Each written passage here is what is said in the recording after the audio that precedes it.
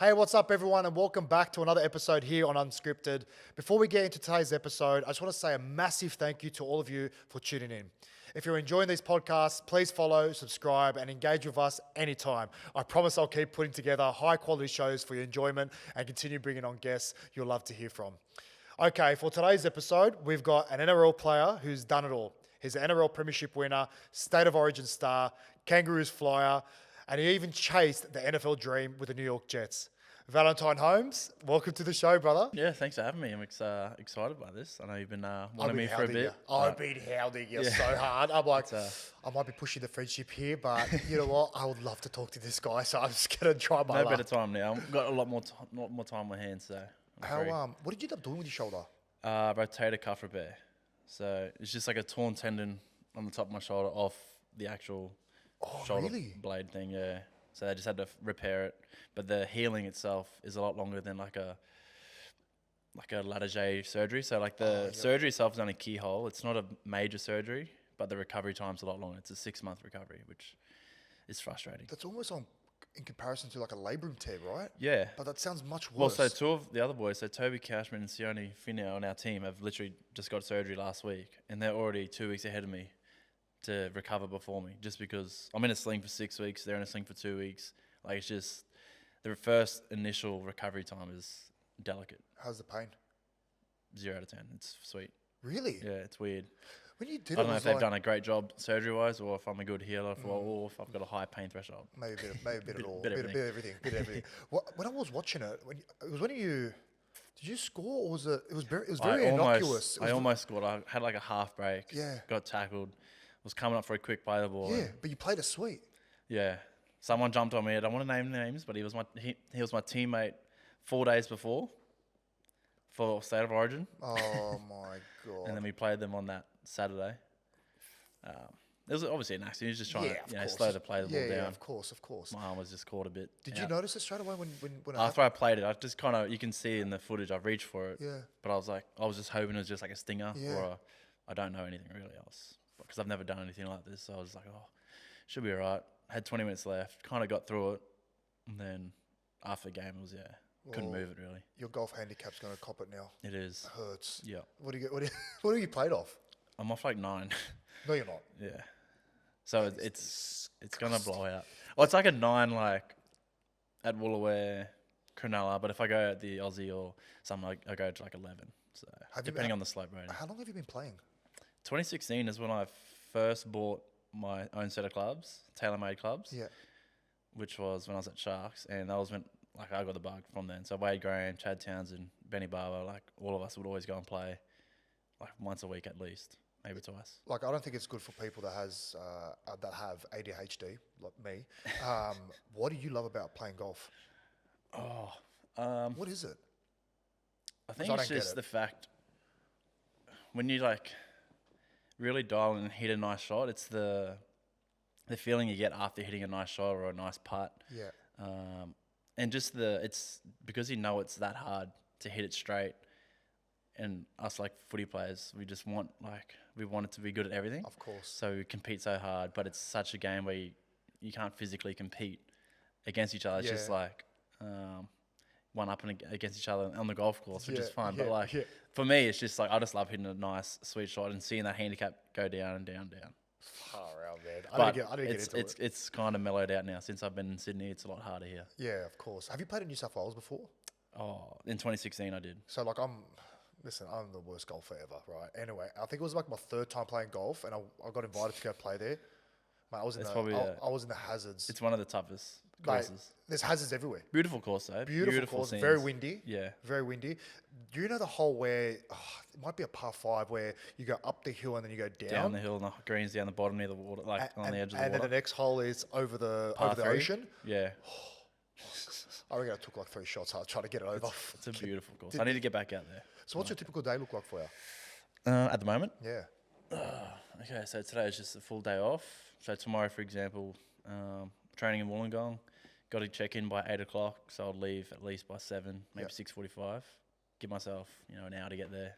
Just slow, cruisy drive, coffee on the way. And then pretty much into rehab. That takes about, it's like a pretty big list of things I got to tick off. Then I do a right arm weights, so it's like 4 exercises just for my right arm. I don't know why. I think there's data that actually transfers to your other arm somehow. Yeah, it would mean something. Yeah. But I don't want to have a massive arm and then real skinny arm, because I want to be like, off balance.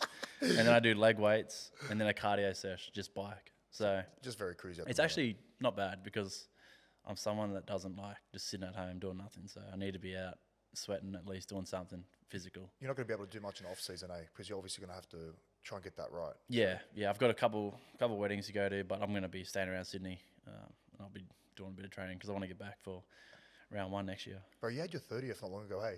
Yeah, like 2 weeks ago. Wow! Oh my god! Literally, I got the surgery on a Tuesday. My birthday was that Friday, and then I had the party on Saturday. I love that. Oh my god, that's spit out.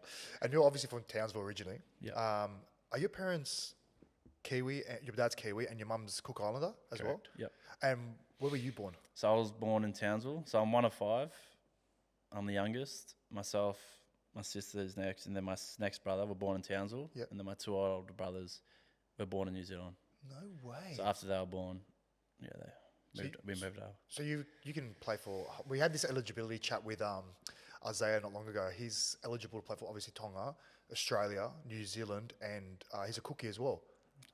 Yeah, that's good. Like, mate, would you ever Come play for cookies? Would you ever play? Yeah, I was considering playing this year. Really? If this didn't happen, in the Pacific Nations. Because I went down the rabbit hole and I was like just looking at all the players that were eligible to play for Cook Island. Man, you guys are stacked. Yeah, it's if everyone does which is what I wanted to try and. I wanted, how Jason and Andrew Fafita a few years ago, what was it, 2017 or 18? Something like that. How they decided, they're gonna play for Tonga, give back to their heritage, for their family. And not that I'm as big as them, but I wanted to hopefully try and do that and let young players, know that there's a pathway also to play for Cook Islands and your home heritage. And I know my mum definitely would be proud and excited. Bro, 100%. 100%. Did you see on the news, I think the AFL booked Snoop Dogg for the pre-game show? Did they? Did you not see that? No. I was like, what the fuck? That's so amazing. Katy Perry last year, Snoop Dogg, and who do we get? Well, we haven't got anyone yet officially, but apparently we're trying to get Jimmy Barnes. And listen, Jimmy Barnes, one of the GOATs, right? Let's just face it. But I think he's done it a few times already. Yeah. Can't we? I feel like we need to kind of get with the age times. How they've gotten Katy Perry and Snoop Dogg. They're a bit younger, a bit like. Bro, we all know them. And Jimmy Barnes, great. Great. No, this is no. But, we're not sledging him by any means. But I'm just trying to think current artists. Why can't we in big? Why can't we get someone?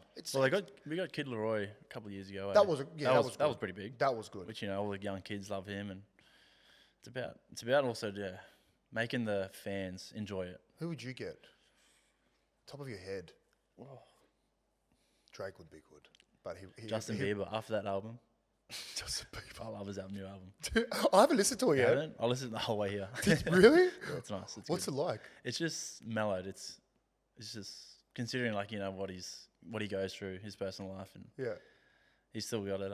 Still got it. Because I saw, it's funny you brought him up. I saw a photo last night of him, and they compared him when he was young, first starting up his career, to what he is now. Bro, he looks like he's pretty weathered, eh? Yeah. Poor fella, man. Tats everywhere, and poor fella. Fame, bro. What it does to you, eh? Yeah, exactly. Stressful. I was gonna say with back to Townsville. Obviously, you started off with the Cowboys. Why didn't that eventuate to something else? Why didn't you stay there? So coming through school footy, I never made any reps. I really? couldn't even make North Queensland. Really? Which is what's before CCC here and CHS? Jeez. The coloured one, isn't it? We Reds and what's the one? I couldn't even make the one before that. Wow. What was that? The equivalent for down here? No, why didn't you make? Townsville's such a rugby league, pretty strong rugby league competition. I had my best mate. We were competing for the fullback position, Paul Burns, and he was obviously really good as well. And he just got the jump. Someone else was playing wing, someone else was playing centre. So it just kind of never happened really. But I was just playing school footy, went to, played all the school games and stuff, and then went to a confraternity in 2012. Then the Sharks recruitment guy seen me playing there. Yeah. played pretty well there and got me down there. Wow. So there was no interest at all from Cowboys. So off that one game is pretty much... It was just a school game. There was like 5 games at comp. We won. We took out the competition. I was playing right centre at the time. Yeah. Yeah, they brought me down for a 3-year, like 20s contract. And how old were you at the time? 17. Wow. And what year was that? 2012 was my last year of school. As soon as I graduated, literally didn't even go to schoolies because they wanted me down there to start training. Yeah, of course. Went down straight after I graduated. So in Queensland, back when I used to go to school, we'd finish year 12 when we were 17, where now it's like year 18. Oh. So I still had like technically another year. So when I came down, I was in SG ball. I played SG ball again because I was eligible for it. My SG ball coach was the Endeavour coach, and he wanted me to come back and play school footy again, but I didn't like school that much. So yeah, and he's like, mate, you don't have to like school. We just want you to play footy. And I was like, oh, I'd probably rather work.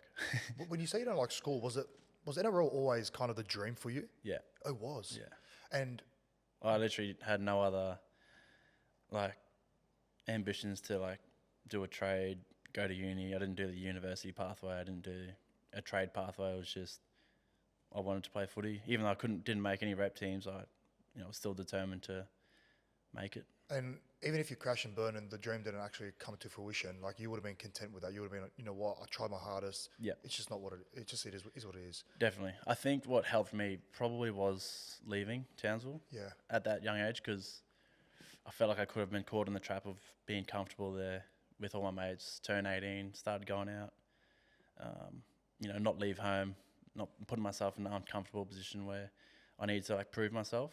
Yeah, yeah. And I've always been a big person on proving myself right, but also like when I didn't make all those teams, just proving all them wrong. So it's a valuable lesson there because I've noticed as well, like obviously when you pour your time and energy into something, like obviously comes to fruition, and there's no secret formula or ingredient, like it all comes back to hard work, right? Yeah. And I actually read this quote the other day. It's you don't decide your future, it's actually the habits that you instill in yourself that decides that. Yeah. And were you always kind of diligent with your training at such a young age as well? Yeah, my dad was probably a pretty massive key figure in my like footy careers. He doesn't say too much. He's pretty quiet. Yeah, I've met him a couple of times. One thing he's just always said is play when you do play, just play that game like it's your last. Like you never know when it's going to be your last. And he said that when I was 16, 17. Wow. And so I was only playing school footy, and he was like, just play every game like it's your last. And that kind of stuck with me, like all the way through. Like I would try and compete on everything, run hard, tackle hard, like do all the things our coaches tell us. But I'm just very, very, very competitive. So well, it shows. Yeah. No one. That helps, I guess. Mate, you're very competitive of a game of cards, mate. Like just relax, mate. I'm already beaten. Like you don't have to absolutely squash me and like make me suffer. Slow roll it. Back to your move, like it was actually a pretty big move and a big punt by yourself because the year before with the Cronulla, like they were going through the Slater scandal, right? Yep. So why did you decide like Cronulla was the actual right club for yourself and fit? That was my manager at the time. He just said at the time they had Michael Gordon there, which he was playing really good footy at the time. He was obviously not at the back end of his career, but getting older. By the time I had 3 years in 20s, it was selling me the dream that I'd be the future fullback of Sharks, and that's all I needed to hear. Yeah. At the time, considering I had nothing going for me in Townsville, so that's all it took really. But yeah, I didn't really take too much. You just took whatever opportunity came first. Yeah, right? And then when all that stuff came out about that stuff, I knew it didn't really affect me too much. So I was just, I went in and played SG ball, ended up getting SG ball player of the year, went straight in the 20s. 20s year was, it was up and down. We had some good moments and some, not so good moments. But that after that year, that was 2013. Then I went straight into first grade when all that kind of stuff happened. A lot of players got suspended, so a pathway opened up for me to kind of come in, which, that's all you need. When you're trying to make, you need just one opportunity to crack it, and then you take it, play it well, and you're not looking back. Did you surprise yourself how well you played for the Cronulla Juniors? Or did you always have that belief that you were good enough to play at the top level? Yeah, I always thought I was good. Like I thought I was good enough. Like when I was younger, it's just one thing which if kids do watch, it's like one thing about school footy that can knock a lot of kids' confidence is I feel like it's very political. So if you make it in there's like under 13s, or under 12s, under 13s, 15s, where you can make Queensland or New South Wales schoolboys. Yeah. And then it's from then on, it's like if you kept playing, you're going to make 18s no matter how you're going. Like even if other guys are playing probably better than you. So yeah, well, since then, I was just like, oh, well, I'm never going to really get a chance to play for Queensland schoolboys because they'll just keep picking him because he played it when he was younger and he was good. Yeah. No matter how I'm playing. And I was just like... It's disheartening. Yeah, it was. But it was just my motivation to, just prove People wrong? Prove people wrong. Yeah. I kind of had that as well growing up as well because I didn't make any rep sides and my break was when I was 19. Yeah. I got picked to play for South's under 20s and very similar to you, just kept on just leaping up the ladder. Yeah. I actually didn't know that about you. I had no idea. I actually thought like you killed it through the junior system because when I started reading up about you through Cronulla, I'm like, I look at your stats sheet and I'm like, fucking, you killed it. Absolutely killed it. And then you end up debuting at 19. Yep. Fuck. like how did from where you started, what, 16, 15, maybe 15, 16, even before that, like not really getting picked in rep sides, not getting that recognition. Yeah, you're working hard, but you weren't getting the rewards from it. Yeah. And then 4 years later, you've debuted for an NRL club and didn't look back. Yeah.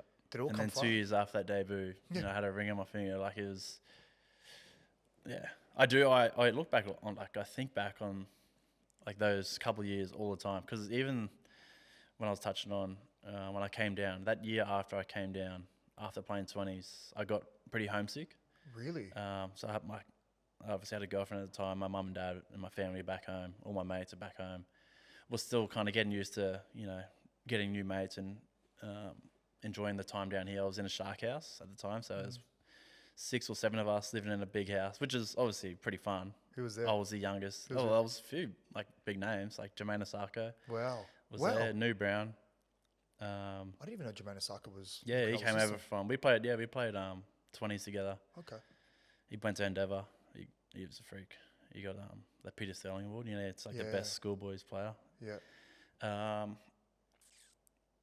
couple other guys that played 20s and maybe one off NRL games, but didn't break through. But those three, kind of, which is cool because they all were all guys who came from obviously either New Zealand or a Queensland town, or we all just come together, become like brothers in a sense with.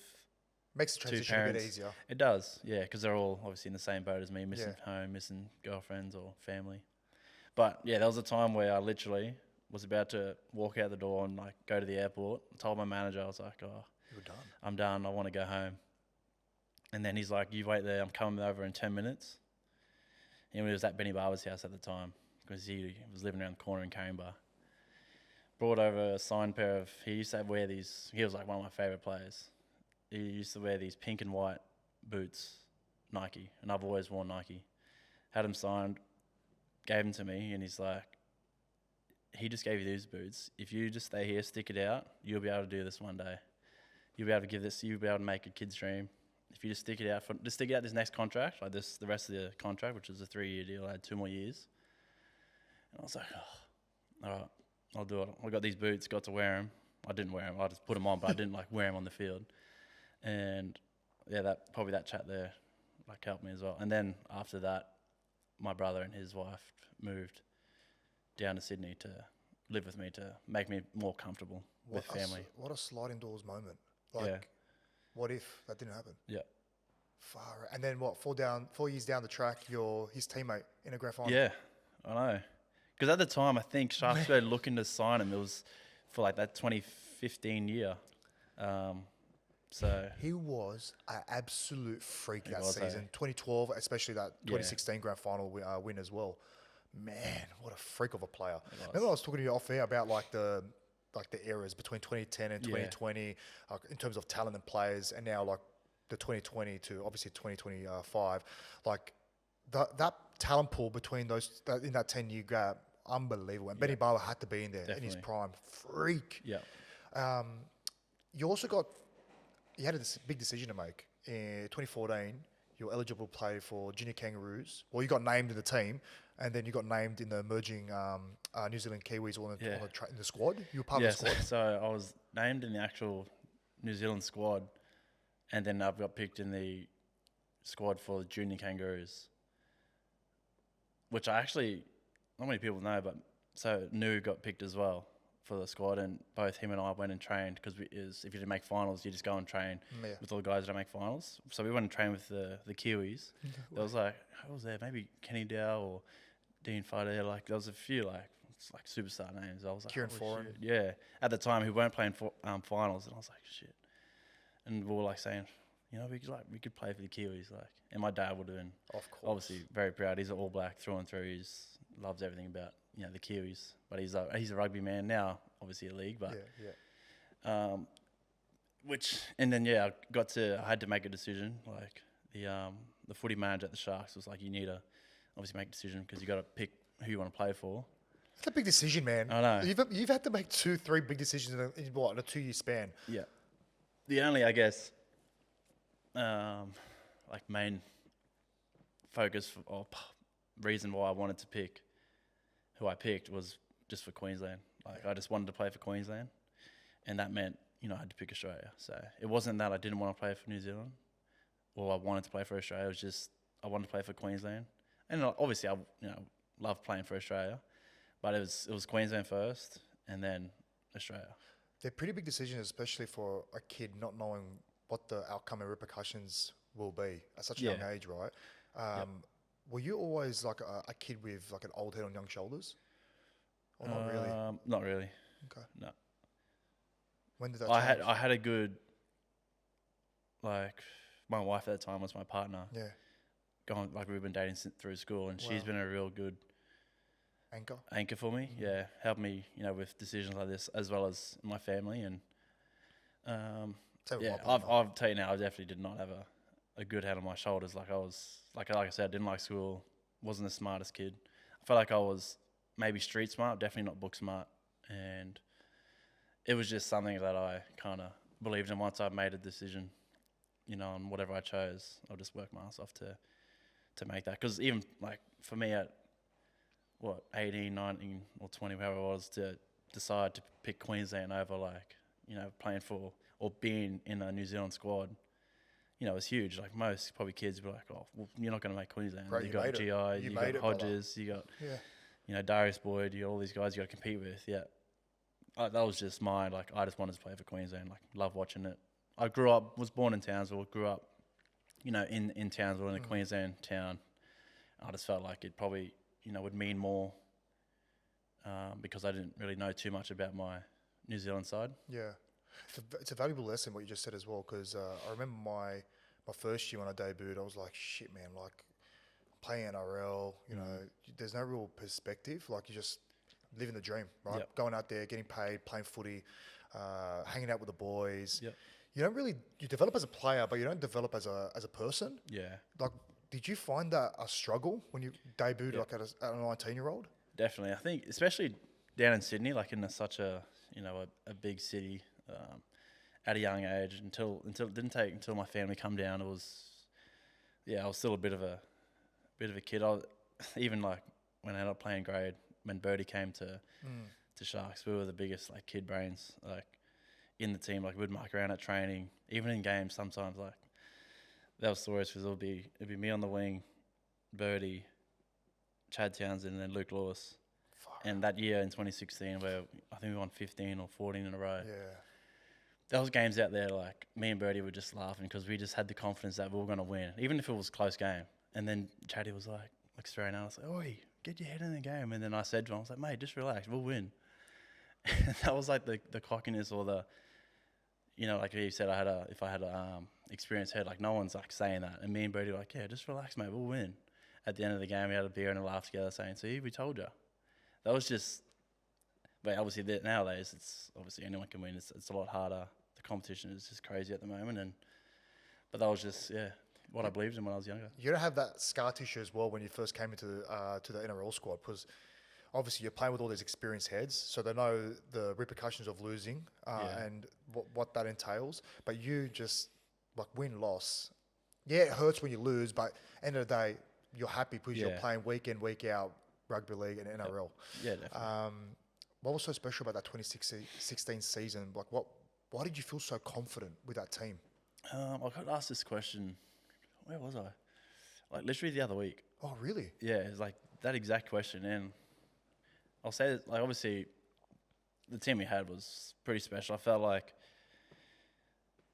the outside backs were young enough, freaky enough to like create anything from nothing. You know, we had Ricky Latelli, Sasai Fekio on the left, myself and Birdie on the right, who would just always take yardage carries, run hard, back fence it. Like my goal when I was playing wing, being Fekio, would be like, let's just back fence it at someone. Get our middles G'd up because they love senior wingers and fullbacks just running straight. Yeah. No fear. Yeah, I remember that. And Gal just always said that he loves like when he sees us doing that. So we're like, well, they're doing all the tackling, they're doing all the tough stuff. Let's just take one really tough carry and then take those, obviously, the yardage carries. But for me, it was probably Michael Ennis.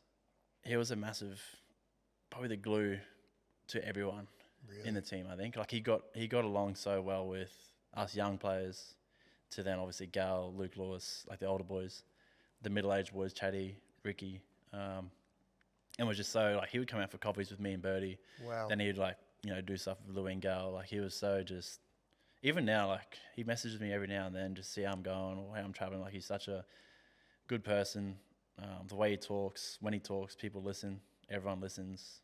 He knows what he's saying. He's not just saying it just to say it. He wasn't even our captain, and, we all, like, listened to him. So I thought probably the speeches he said and the belief that I can't remember exactly. Chatty and I were talking about it. He said something that he just had this belief in us for this year, like the 2016 year. It wasn't even it was probably after we won like maybe 4 or 5 games in a row. And then he just like had this belief in us that we could do it this year, that it would be this year. And then obviously it happened, but it was just, that's one thing that sticks out to me is Michael Ennis. Far out. He's actually, what is he now? Assistant coach for Manly. Yep. I'm sure, like, the person he is, the player he was, he would have ambitions to be NRL head coach one day. I feel like he would be a great NRL coach. He's pretty smart, but he also, I feel like he understands, like, it's the players out there playing. Yeah. He would let them have their say. We're the ones out there that's got to do stuff. Yet he can make the tough calls on team selections and this and that. And I feel like he's pretty, he understands. Yeah. Like the player's point of view as well as his coaching role. You know what I just remembered as well? Like, how you said you were with Birdie on the edge? Obviously, like, a lot of, like, playing on the edge, you need a lot of instinct. And like, your first 2 years? Or maybe it was the third year, that grand final year, I think it was. Yeah. Like, how were you so confident? And how did you read the play so well? Like, in terms of defense, attack, you know what I mean? Like, how did you develop that knowledge at such a young age? Confidence, especially. Luke Lewis was a massive, impact on both Birdie and I. But Birdie was such a good defender. I love defending outside. Like, he would just instill confidence in me that he would tackle his centre. Wow. So, like, I didn't have to worry about ever coming in and leaving my winger outmarked for, like, a flick pass or anything. Like, he'd be like, you don't worry about it. Whenever it's a man-on situation, you just hold out. Like, don't obviously create a lane, but just trust that I'll get there. And he always got there. Obviously, when there's times when there's leads inside him or leads inside of 3, and the winger or the centre need to make a decision to jam out the back, he would do that, and I'll just follow him through. It was we had a pretty simple yet effective D system, but yeah, Luke Lewis, and it's more so like we just didn't want to let like those guys down type thing. Like, here are us young kids, playing with such like great players. Luke Lewis, like I keep mentioning all these names, but like we just didn't want to let them down. We would do anything to obviously stay in that team, and I think wingers as well get such a bad rap. Like, you always say, like, oh, why is he jamming in? Why does he just stay on his man? Oh, my God. Shut up. I seen Sean Johnson talking about that. Yeah, I saw that as well. I'm like, yes. He hit that come on the spot, yeah. Like, I want to explain it to people. Like, obviously every team's got their own defensive systems. And when a winger comes in, it's generally because, like, obviously your centre comes in and he bites in on a lead or he's trying to help out his inside man. Yeah. We don't want to jam in. We don't want to, believe me. Far out. I'd love to roll a smoke and just sit on the sideline and just mark my winger, but then you're compromising your inside. Yeah. So if we do that, we're actually exposing the centre. So I don't know. Far out. I want to hear your kind of breakdown. Yeah, well, what Eshe's kind of said on his show was he nailed it. Like me playing centre now, like I feel for my winger a lot. So if I make poor decisions or if I react late, because sometimes like I'm pretty aggressive. I try to feel like I have a aggressive defensive mindset, especially on that line. Like I don't like sitting back waiting. You like to where there's a lot of well, defensive systems where you kind of get up and hold and wait for the inside. But like 20 minutes into a game, it's like back and forth. The fatigue's there. Sometimes your middles don't have the leg speed as they would in like, you know, the first 5 minutes. Yeah. Where you can kind of always rely on them to be there. So then sometimes I'm like, righto, he's digging in. The 3 man's got a hold on the back row, like especially if it's like a Britain Nakora or a kick out, like someone who runs good lines. You can't second guess on that. And I don't want my 3 man second guessing on that because he's got to hold his inside. So my thought process is usually just if he digs in, I'm going. Kill. And I'm always going to like the outside to, if I miss, push them back on the inside and let them help. And what people don't realise, it's all split seconds. It is. Like you got to react on the go. Like you can't just have this presumption. Okay, I'm just gonna get up, hold, and I'm just gonna wait for my inside. No, mate. Like you got to react to what your inside's doing, like during the play. Yeah. And that is fucking hard. Yeah.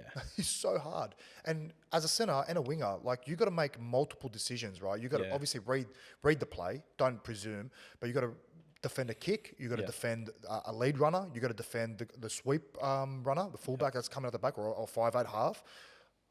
You got to defend the cutout. Like there's so many options that you got to try and read. It's crazy. Yeah.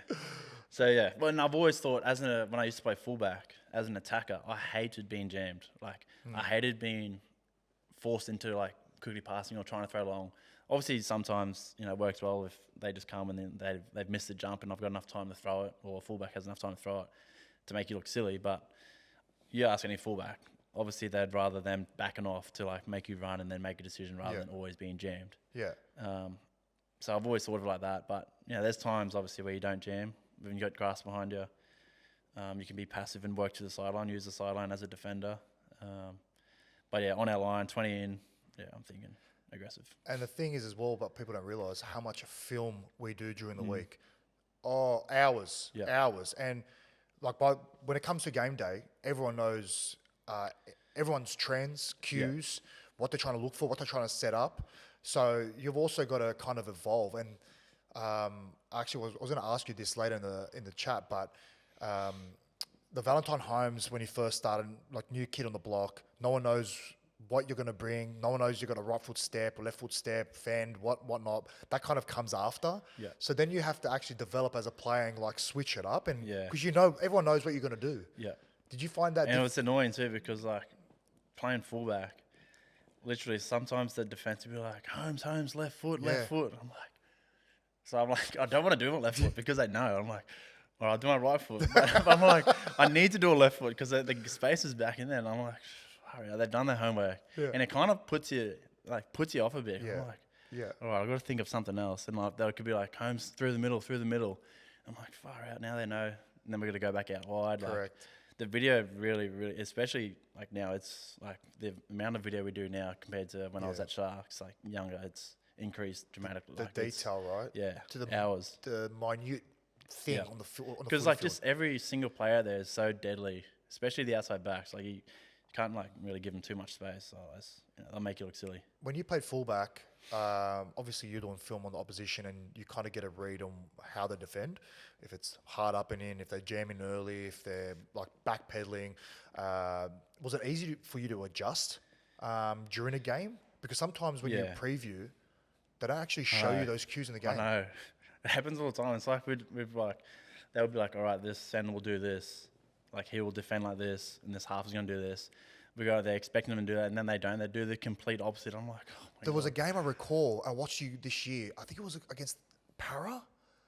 Was it Para or Newcastle? I can't remember. But you kept on like throwing it at the back and tried stripping them for numbers. Yeah. But they just kept backing off. Yeah. Do you know which game? It might have been Para because then I started dropping under. Yeah. Like changing it up. Yeah. It was Para. Because they were actually good at like Penasini, I think was pretty good at like double D'ing and getting off. Like he's got good leg speed to kind of get to me real quick. Yeah. So yeah, we had to, but because you do that, that opens your inside if I cut late and Correct. if like the foreman's like not tying in. So we had to kind of improvise when you're out there, but yeah. Love that chat. I love footy chat. Back to the 2016 year. You had a lot of pressure on your shoulders as a team as well, but like you were in a grand final for a club and team that has never won a premiership. Did you feel that pressure? Definitely, yeah. Yep. And how did you It handle was it? the 50th year. Like it was a lot happening. Obviously, Gal, Mick Ennis, guys were getting older. Was probably getting towards the end of their footy career. Like they were talking about, obviously Mickey. You know, if he won, maybe retiring. If not, maybe going around again. But again, I'll touch back on Michael Ennis. We got on the bus at the Sharks Leagues Club all together Sunday. That obviously the grand final day. As soon as we got on, he came back to obviously where the players, because staff sit at the front and go. So he came back and he's just had a nice chat, just like a calm chat to us, all us players. He said, boys, take your headphones out, look outside either side of the bus. And there was just like thousands of people all cheering for us. Look outside either side of the bus, all the way at the Kingsway, all the way, like until we kind of head out of the Shire. There was flags, people painted their fence. He just knows how to get you going a bit. And then we all did that. We watched him. Everyone was just ready to go on the bus. You know, like he obviously noticed that on the way to the Leeds Club. So he wanted to make sure, we're here. Like a lot of people are backing us. And when we got there, obviously ran out. It was probably like 85%, like a sea of blue and then a little patch of purple. That's so powerful, man. It is. Because when you're on the bus heading to a game, like you're obviously listening to music. You're in like your own head. Yeah, but the reason we do that is to drown out our thoughts, right? Yeah. Going into a game. Yeah. Because as soon as you head into the sheds, you got your headphones in for quite a while as well. But then maybe the last hour before you start warming up, getting prepped, strapping all that bullshit, that's when you'll start. Yeah.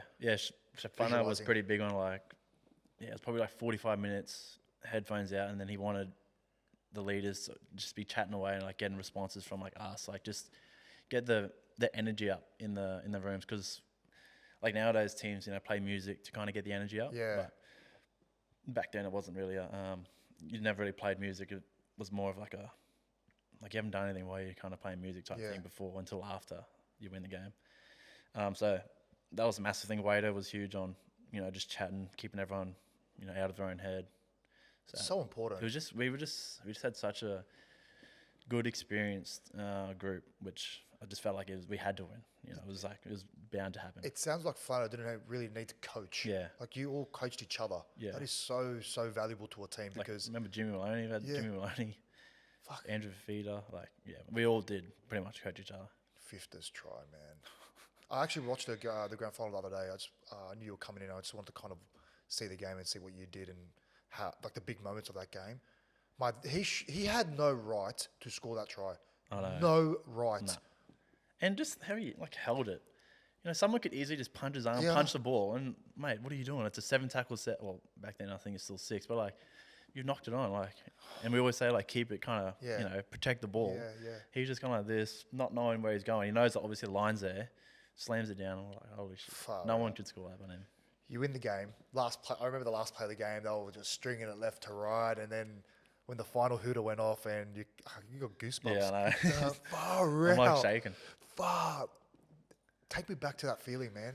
Was it relief, enjoyment, bit of both? Yeah, everything. It was just obviously. I think a lot of people. I remember watching the Dally M's. It's always that Wednesday before, and everyone's saying their thoughts, who they think is going to win. I don't think anyone, they ask players, they ask obviously the commentators or whoever was there. Everyone tipped Storm. They're like, yeah, Sharks are a good team, but Storm, no, they've been in finals before. They've been played in plenty of grand finals. They'll win it. They're battle hardened.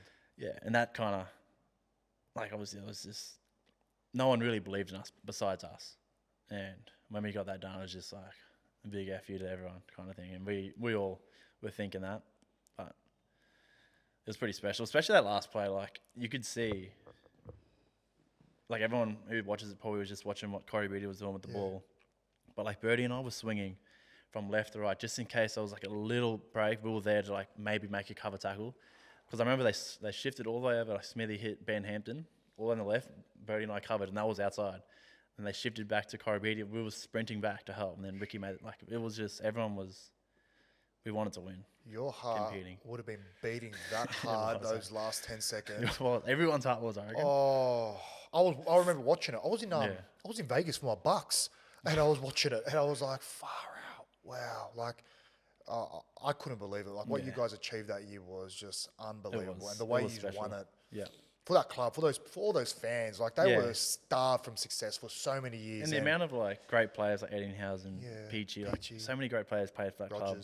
Didn't get the opportunity to do that, but I felt like they won it, like they were a part of it, which they obviously were. They've done a lot for the club and all that, but it was just so good on numerous amounts to win for them. And then 2 weeks later we link up.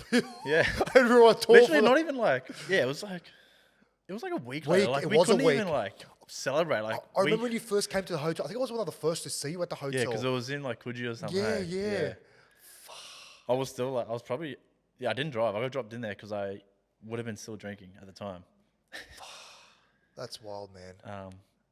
And there you go. That is so crazy. I remember Mal called me when I don't know how did you get told you got picked? Actually, do you remember? I think Fano told me. Oh wow! Because I don't think I had my phone. Like my phone might have been dead, but he told me he's like, pack your bags. You're heading into camp. When they announced the team. That is wild. That is wild.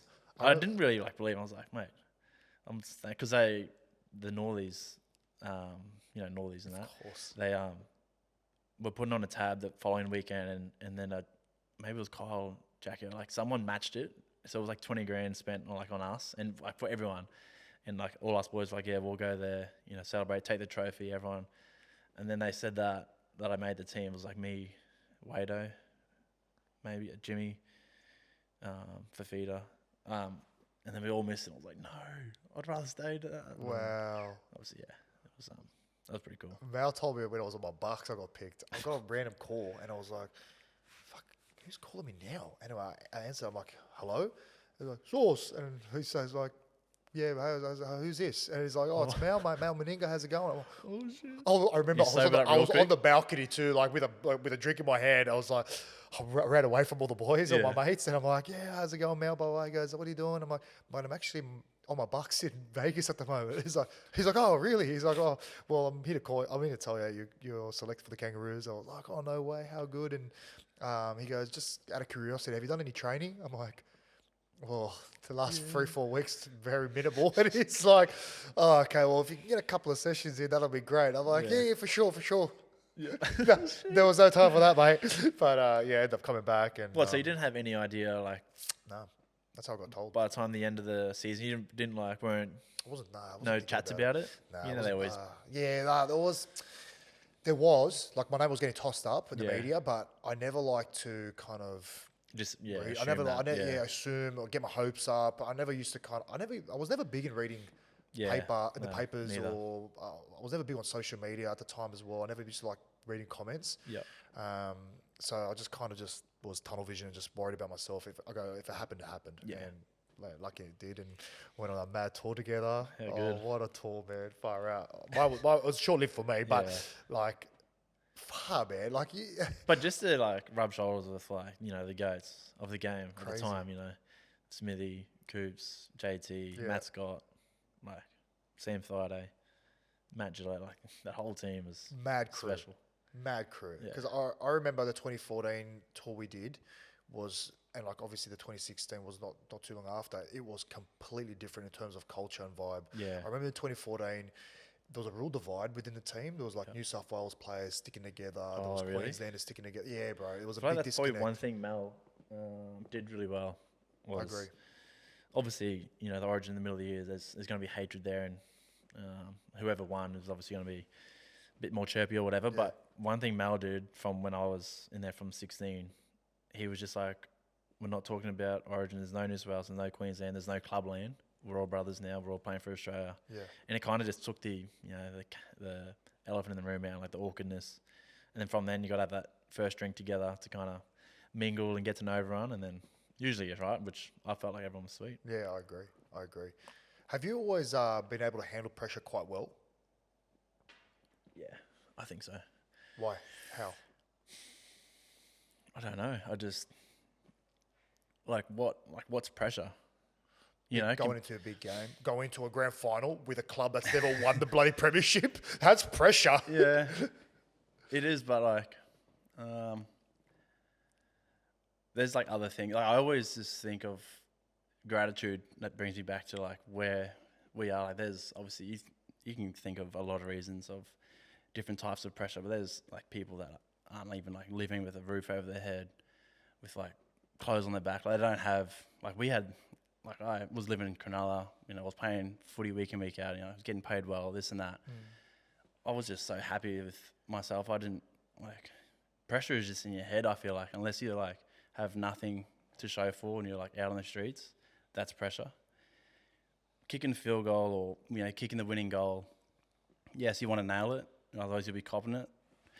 But that's footy, like there's winners and there's losers and someone's got to win, someone's got to lose. I never always thought of it as a massive thing. I always thought it was just something in your head, and I'm pretty clear-minded all the time. There's nothing really that can phase me, whether that's arrogance or confidence or whatever. But my missus hates it because she just hates how nothing phases me. Yeah, ice cold. Just in anything, even if we're doing something and I don't like confrontation and stuff either. So she doesn't like me for that. You've had a pretty good representative career. Is there one game moment that stands out from the rest? I don't want you to rank them, but one that just made you feel type of way that separates the rest. Queensland and international. I know I'm putting you on the spot. Yeah, probably my second Origin game in 2017. Why? So my first one I debuted, that was when JT kicked the winning goal. We won 18-16 in Sydney. He busted his shoulder pretty early, but he played through that whole game. Then he had to get surgery, and then obviously Munster made his debut that next game. But just with him coming through, with Munster coming through, JT leaving, it was like a massive kind of sliding door moments for Mansour, and it was only my second game playing outside of Munster, I've always loved. I love money, and I love watching him play. I love playing alongside him as much as I have. That was just a game where it definitely put him on the map, but I feel like he pretty much put me on the map after his performance, with what he done with myself. So that one always sticks out. I scored 3 that game, and we won convincingly at Suncorp.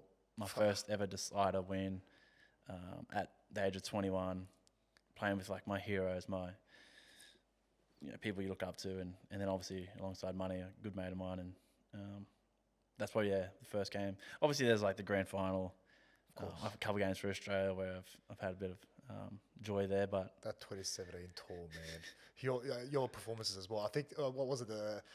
Was it against? Is the quarterfinal you scored 5 tries, and then the week later you broke. Yeah, that is unbelievable. Darwin. That was a hot day. It was, man. Do you remember the ice bath set up at half time? Yeah. The towels, everyone was just throwing towels on them. Got after everyone, man. I wasn't playing that game. I was like, what does everyone need? I was trying to be helpful, and I'm looking at you. You're like, yeah, aircon. I remember the room coming in, it was freezing cold. We're yes. Can we not go back out? Because it was it wasn't even that bad. It might have been 30 to 6 or something. It was, yeah. It was a hot game. And then the next week, semi-final at Suncorp against Fiji. They were 6. up 2-0. They were winning the game. And then, towards after I got 3, I reckon the boys started just shifting to the left to try and see how many I can get. Because towards the end, it was like my last try, the 6th one, there was literally nothing happening. I swear Wado just zinged it straight to Morgo. And he just ran and drew him past. Whether I was going to go out or not, I could have possibly been pushed out. But luckily I wasn't. It's like they were just here, we'll just keep going. Josh Dugan kept.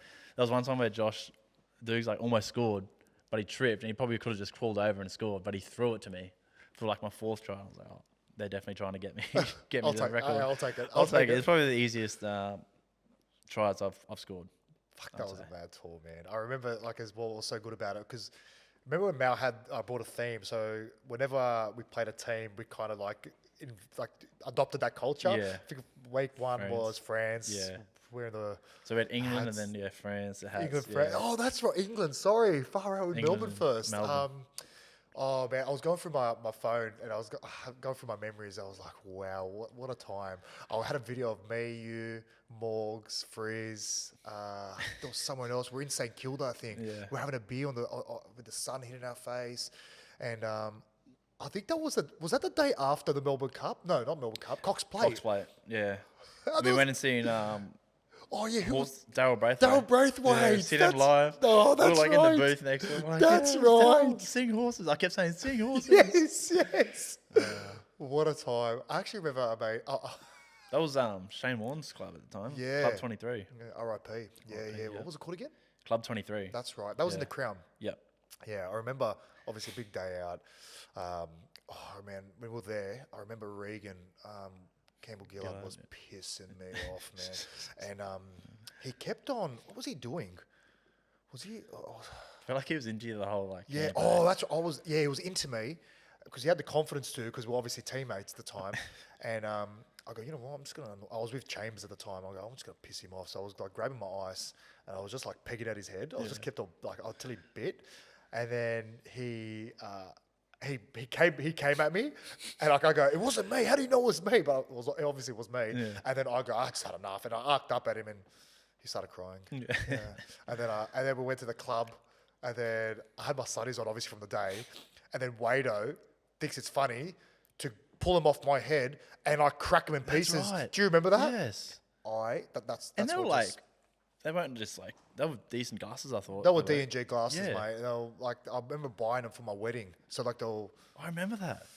Because I we're was- all talking about he was probably went a so- bit too I far doing was that. so angry, man. I was so angry, and I offered him outside. Oh my god! Did he end up But buying a new remember pair? we were getting the allowance. Remember we Yeah, had the weekly yeah. allowance, right? So I go, you're paying me back out of that. You're paying me back, and I was hitting him up every single week. Yeah. And I think he ended up paying me in the semi-finals week. Yeah. So I was at Fiji up in Brisbane. He finally Yeah. paid me, tight ass.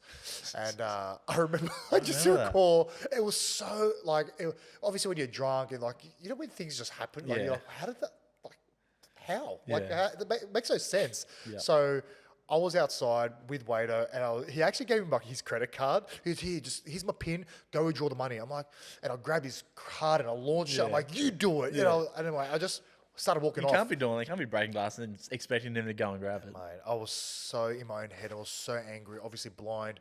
Bro, I walked all the way back to the hotel by myself. It was like a 50-meter walk by myself, Yeah. just blowing steam. Anyway, good times. Good times. Great times.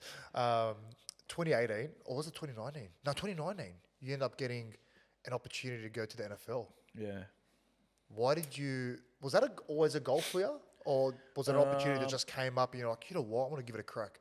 So Jared Hayne went over, obviously a couple of years before, and how much of a great rugby league player he was, and everyone followed his NFL journey, and what he did was just it was pretty cool. Like he actually played in NFL games, not only just the preseason games, but he got to play in 4 or 5 real games as a punt returner, kickoff returner, a bit of running back, and seeing that, I felt like after my 2018 season, after winning the comp, and I played for Australia, I played for Queensland.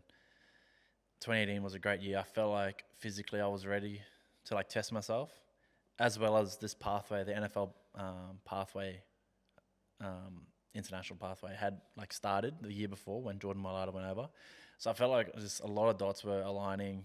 They were keen to get me over. They'd seen my footage. My manager had obviously sent it over, done a good job with selling me there. But it was all a punt. It was all a risk. I'm not getting paid. You don't get paid until you actually step foot on the actual field. Really? Yeah. So, and I was about to re-sign with Sharks, probably on a nice lucrative deal. Probably would have been there for life, but I just felt like, and like I touched on earlier, is this: I'm competitive, and I wanted to test myself against who I thought were very, very good athletes at what they do, because we have great athletes here as well. But I just wanted to test myself and see if I could do punt return or kickoff return as well. Because at the time I was playing fullback in 2018, and I felt like I could return the ball well, could catch it under amounts of pressure or whatever it could be, and I was confident in my ability that I could go over and give it a good hot crack and see if I can really make it over there, and then also just what a story it would be if that were to happen. Obviously if it were to fail, I could potentially come back, or I was still young at the time, it might have been 23. So yeah, it was just, I told my manager after my last game in 2018, played for Australia against Tonga in Auckland, Mount Smart. Mount Smart Stadium, that's what it called. Maybe. Yeah, Mount Smart, yeah. Yeah. And yeah, we'd won. Obviously, it was on a high, like, because Tonga were going well. Jace, Andrew, Adam Blake, they had a great team. I was just laying in bed and I was like, all right, I'm doing it. Wow. Really? Just like that? Just like that. Called my manager straight away. He said, yep, let's get it sorted.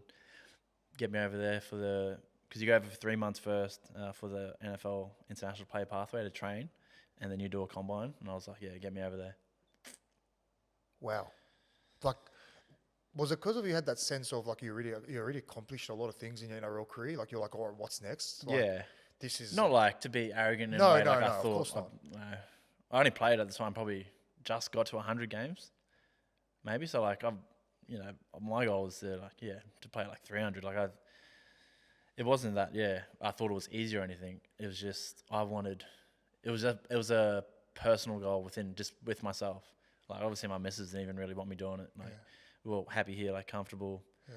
But it was just like me. Like I felt like I wanted to challenge myself, not caring if I failed or succeeded or what people would think.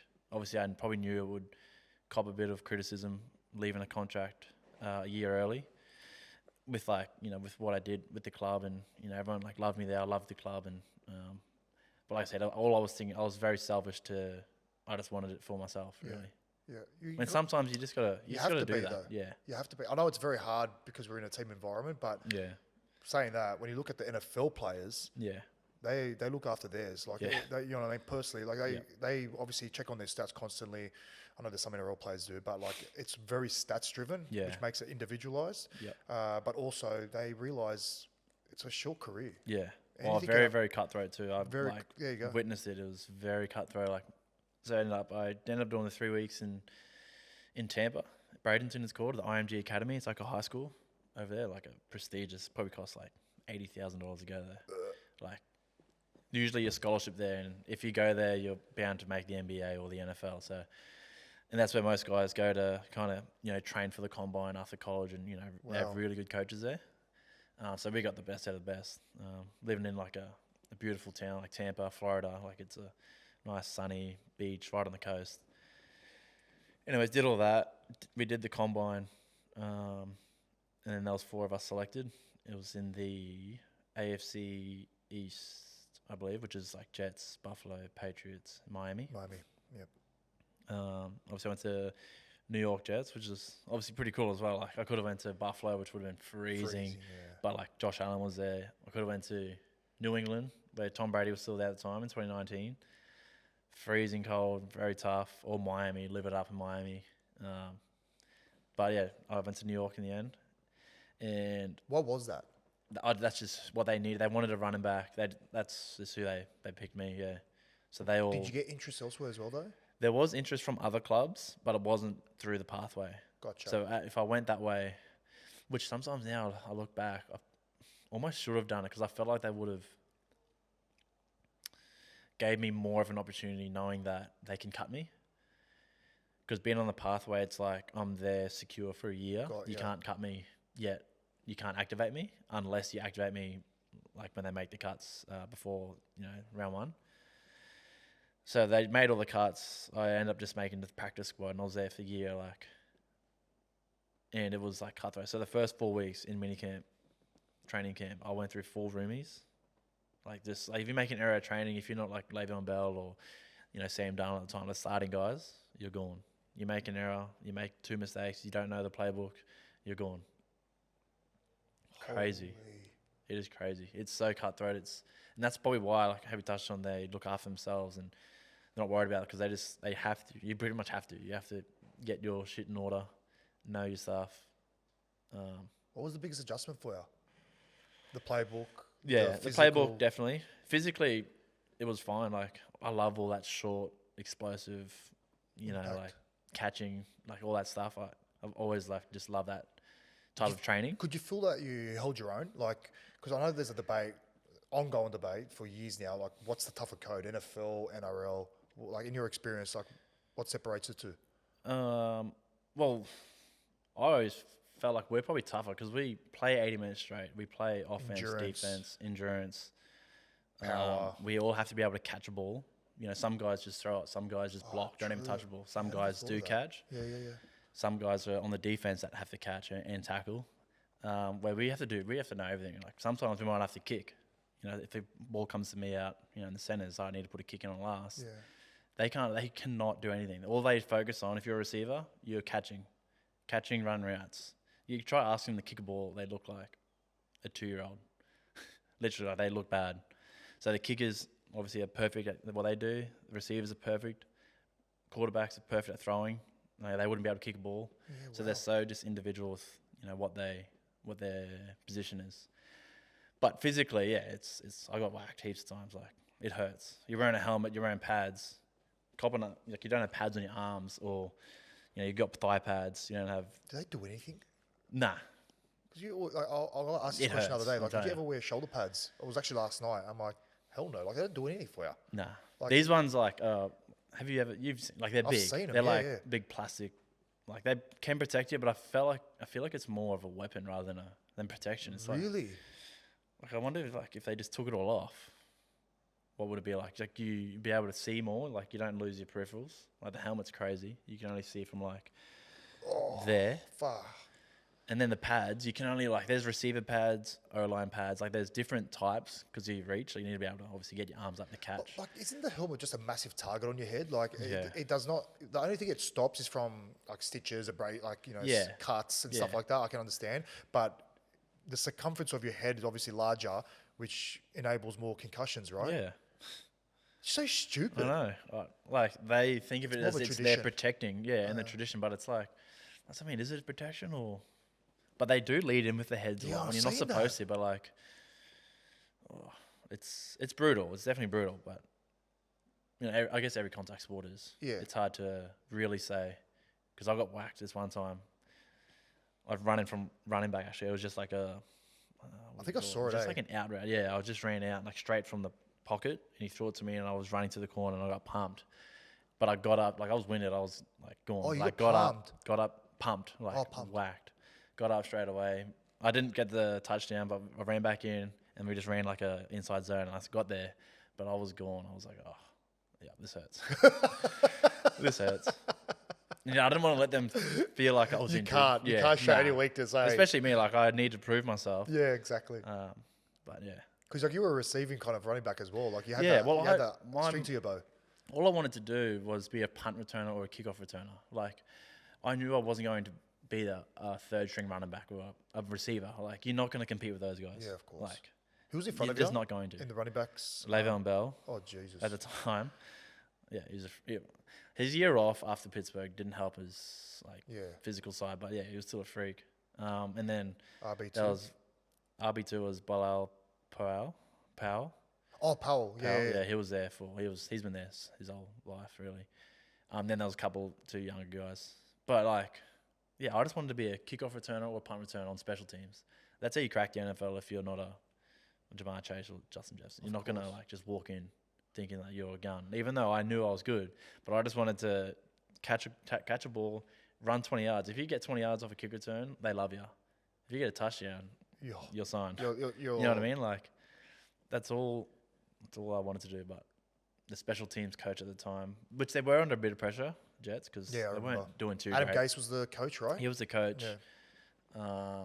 But the special teams coach was just like, he was pretty a typical American, like very, not patriotic, but like, he was just like, I don't care who you are or what you've done in Australia. If you haven't played high school or college ball, I'm not putting you on my team. And I was just like, Man, you wonder why you're sitting where you're sitting. Like, you're not giving... And the returners they put on were, like, dropping balls, not getting anywhere, getting tackled straight away, not fair calling if they thought that they were going to get hit. Like, they were just doing dumb stuff. And I was like, give me a chance. Like, if I drop it, cut me. Like, just give me a chance, you know? Like, which is what I was most frustrated at. I felt like I just didn't get treated fairly, probably because of the pathway, because I was Aussie. Well, that was my next question. Because they thought... That was my next question, because you're going into obviously a new code. You're an Aussie going into an American sport. You're almost an outsider. Yeah. Did you feel that? Yeah, definitely. Players and staff?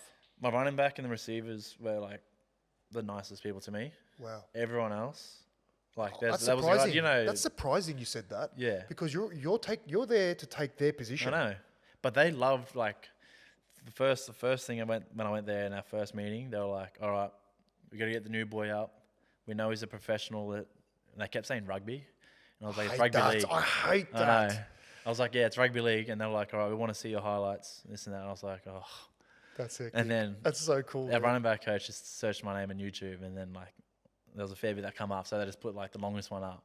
And they were like going crazy. Like they like, obviously it's different to their eyes from like seeing just NFL all the time. And they were like, holy shit, you're not wearing pads. You're not wearing a helmet. Yeah. You can move like that. You just got hit and you got up and played the ball. Like they were like excited by all that, which is, well, Jordan Millard understands. He's obviously done the crossover. Yeah. But even when I was speaking to Todd Gurley about it, first thing he says, you guys don't wear pads? No helmets? Nothing? No protection? Yeah. I'm like, no, nothing, man. Because you guys are crazy. Yeah. They all say that, hey? Yeah. But I guess it's like, they couldn't make we could make the transition to their sport, but you're saying they can't make the transition to our sport as seamlessly. Not as seamlessly, no. Yeah. I don't think. Maybe because like who though? Like if you're getting a receiver to come over play wing, they don't want to tackle. They need to make smart decisions. Like you can get them. If you get them early ball, they might be gone. Like they might be as fast as Foxy, but like they're not going to be as smart and they won't know how to defend. Yeah. It just can't happen, really. But doesn't that go back to you as well? Because like you're transitioning to their sport, so like the routes, like you know, the play calling. They were hard to do, but it's just like it's all like steps. So like a slant, you can run a 3-step slant or a 5-step slant. Really? So it's like literally on steps.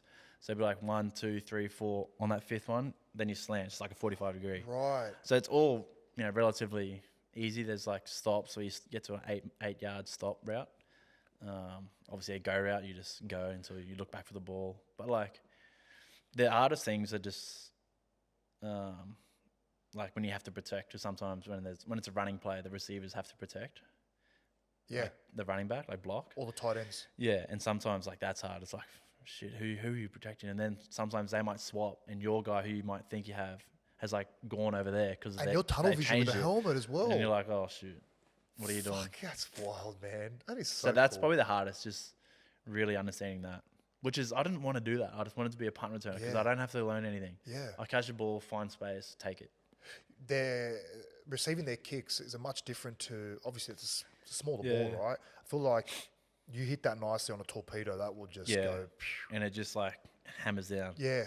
It wasn't too bad. The helmet kind of hurts a bit. Like you can't lift it. Yeah, or like just you really have to focus in on it, and like if you feel them coming, it does help that you can just wave it besides getting whacked. But it wasn't too bad. You practice that much. They have the jug machines where they just launch it up.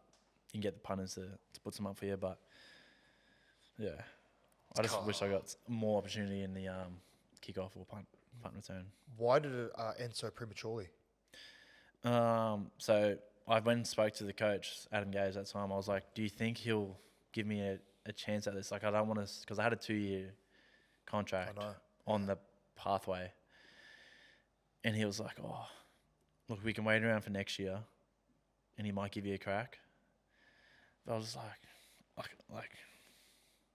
I don't know. I felt like I either should just try to go to another team off the pathway, or like, I just felt like I wasn't, as long as he was going to be there, not Adam Gay as the special teams coach. Just a roadblock. Oh, yeah. Fuck. And I was just like, oh. And then Cowboys offered me a 6-year deal. COVID hit in New York. Yeah. Like pretty bad, and then it was almost like I always think like if I just had stayed, A bit of sliding doors moment. Yeah. like if I had stayed, what would have happened? Would have I been in the same thing? And I was on, I might add, I was on about 70,000 US. I was going to ask you that, money-wise. So like 70, 80,000 US, and you get paid that like just throughout the playing season. So it was like a decent check, but I was paying $1,000 a week in rent on a 1-bedroom apartment in New York. Like, I was chewing into my own money, but it was more so the experience and the just having a crack was what I knew I was gonna like be spending some of my money, but yeah, I don't regret it. It was How did you find the lifestyle change? You went from humble old Cronulla, the Shire, went from Townsville to one of the Cronulla biggest cities in the New York world. It was the city that never sleeps, as they say. My wife and I, like, when they travelled away, the practice squad don't have to go. So we would, like, venture on into Manhattan, stay the night at an Airbnb, go to rooftop bars, go to speakeasies, just have fun, enjoy it, go to Central Park. Like, it was pretty fun. That side of it was pretty fun. And then just, like, when I was walking into the Jets facility, I was, like, pinching myself. I was like, I was playing for Sharks last year, and I'm at an NFL team. Like, when you just... Yeah. You don't really think about like where you are until you think about it, really. Yeah. Well, it's hard because you're still playing. You're still in it. So for me, when I was still playing, like, it's very hard to reflect on your past achievements. Yeah. Because you don't want to get kind of carried away. Yeah. And you just don't got the time to reflect. Yeah. Because you're thinking on the next job, your next job. Yep. Winning, like, you're versing so and so this week, and you've got this many games left. You got to do this much film. You got to train. You got to go on the field with the boys. Like, it's over there. It's almost like you're there for 12 hours too. It's very, very full on meetings, 3 field sessions, meetings. Are the meetings productive? Like, you think to yourself, well, we could have probably avoided this. Yeah. Because we have like team meetings. We're in the massive hall together where like O-line, offense and defense are in there. How many in the squad? 53? 63, yeah. 53 and then 10 practice. And then we go into all our individual. So like I'll go into running back classroom, receivers go. Like everyone's in their own. And then you're in there for a while, go have lunch, go train, come back for the big team meeting. You look over the training together. And then after that, you go into your private rooms again and you look at just yourselves. So it's, very detailed. You know what? That's not far off with the NRL these days. I know, yeah. No, it's... Well, I reckon since going there to then coming back, we've definitely upped it. Because a lot of coaches, I've heard like a lot of like rugby league, whether it's physios or coaches, are going over to like NFL or basketball and then seeing what they're doing, like taking back what they've learnt over there. Yeah. I've kind of noticed that. Yeah. It's not a bad thing. No. Obviously, I think the game's going in... It's definitely elevated a lot more than what it was. Playbook, like they say it's so intricate and massive, but you said it yourself, like if you're running back, you just have to worry about your own position, yeah? Well, yeah. But so the funny thing is, the playbook is huge. Like, you need to know all the plays. How many plays we're talking, roughly? I don't know. Like, we're not talking about 100 plays, 50. So like in the preseason, there's like heaps, like probably 500. But when you're preparing for a game, it's about 20 to 25. So each week they'll only play like a sheet. You'll only need to remember. Everyone takes home the sheet for it's custom that to game. that team you're playing against. Yeah. Right? So you're not gonna remember like every single play. Like you need to in the preseason because they're just gonna yell out random shit. But for the game, you do all your video. What works well against this defense. And then what works well against defending against this offense, you'll take in 20 plays. You just got to remember all that. That's okay. That's fine. But 500 plays, Bro, come on. No one's remembering that. The book is... You still got it? It's like they're very... They weren't going to let me like take much home because obviously they don't want to go into another team or selling it or whatever. But they were like, I was like, I'm going back to Australia. I'll never see anyone again. It'll just be a cool thing to have. Memento. Yeah. You got to take a photo and send it to me. You got to take a photo and send it to me. I should have brought the helmet in too. Fuck, I was going to ask you to, but I was like, you know what, I don't want to punish you. Because I punished you a lot to get you here. You're right.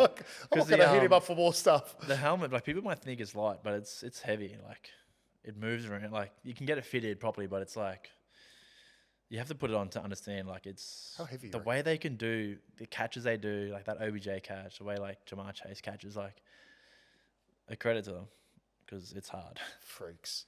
How heavy is it? I don't know. It's 15. I'm not very good with weight. 10, 15 kilos maybe. No, not that heavy. Okay. It'd be 5? maybe 3, 4. Like it's just like But a moving weird, but it's around. moving around. It's just like Yeah. a weird weight on your head. Yeah. You know what I mean? It's not like a headgear where it's like glued to your head type thing and you can't really tell. This is like big, fiberglassy type thing. You've felt one, Yeah, like you've I have. picked one up and I stuff. have, Like yeah, but I've never actually worn it. Yeah, and this is a trained it. legit That's a one. completely different. Yeah, and that's this is completely a proper one. Like there is replicas that are probably a bit lighter or whatever. But True. Next time I see it, I'll bring it in. Are you going to the game next year by any chance? Going to Melbourne? I think who's playing? Is it it's like Rams, Rams Raiders? Or is it not official yet? Possibly because Raiders came here the other week. Because I'd like to. I heard Philly was meant to be the team, actually. but apparently they got the shits because it got leaked too early before the Super Bowl, so they wanted to announce it after. I don't know. So I don't know if that's still going ahead, but There is a game going ahead, yeah. the game's locked MCG. in. Yeah, I'd like to go if it all fits to my Well, schedule. that could be my gift Okay. to you. Okay. Hold me to it, please. Hold me to it. I'll do my best to sort that out. So you signed with the Cowboys. You're back home. How did you find that transition this time around? Like, obviously coming from the NFL, you were there for a year. Now coming back to the league. Yeah, well, I put on a decent amount of weight over in America, so I had to obviously lose that because you don't do any conditioning over there. It was good weight. It was all good weight, all good. 97 kilos. And When I left, I was 89. Wow. Well, Now I'm at how do you put on that much weight in such a short period of time? Is it like a supplement program, or is it more than weights, just the weights? bro, like weights, short, power, explosive, 40-yard running. Eating, I was eating heaps, protein, but weights. It was all like explosive, eccentric, so like chains on, just explosive stuff to get you. Like my legs were like huge. Like I remember Dylan Napa came over to visit me, and he was like, "Bro, if you came back, you'd be playing back row."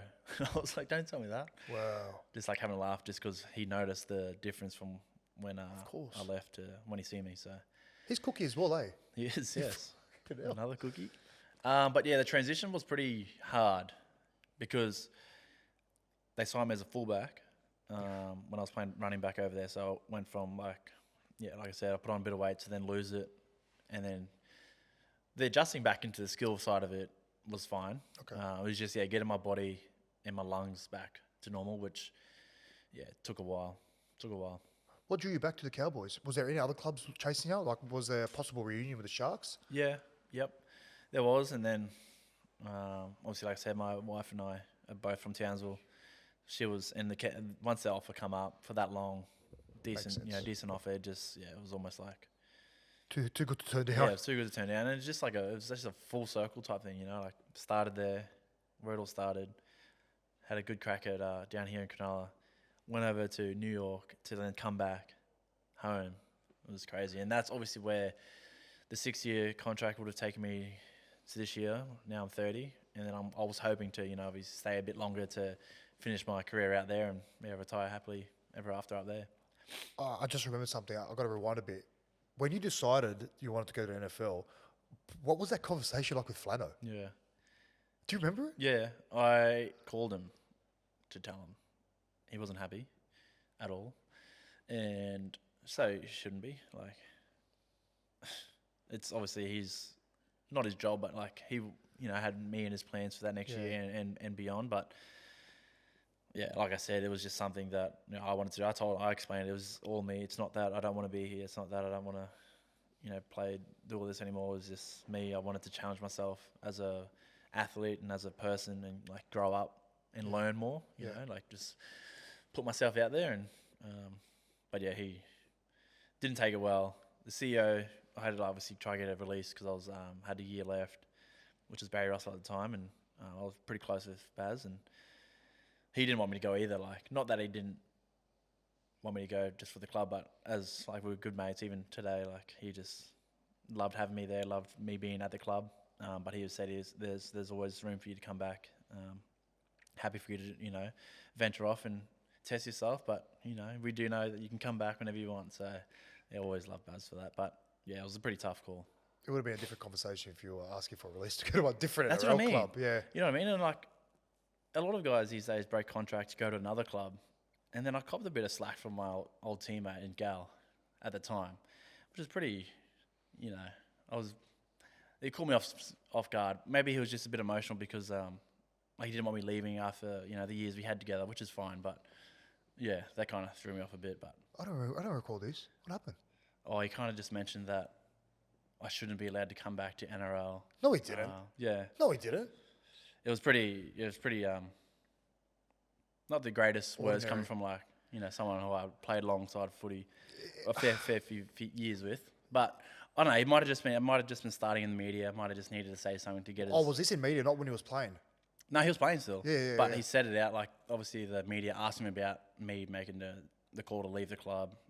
Like when I told the boys and stuff, and him, like Wado said something too. He was obviously he loves NFL, Wado, and he was sad to see me leave, but he was excited to watch me, to see if I'd make it.